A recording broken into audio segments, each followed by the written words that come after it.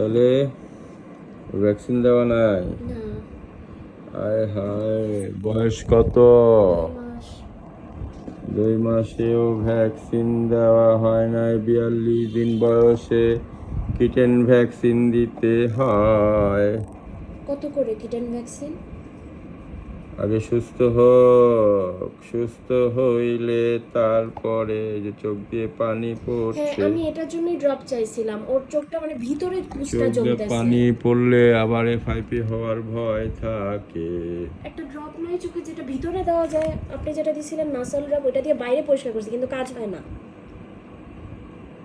আমার পোষা বিলাই ধইরা তারে কিলাই,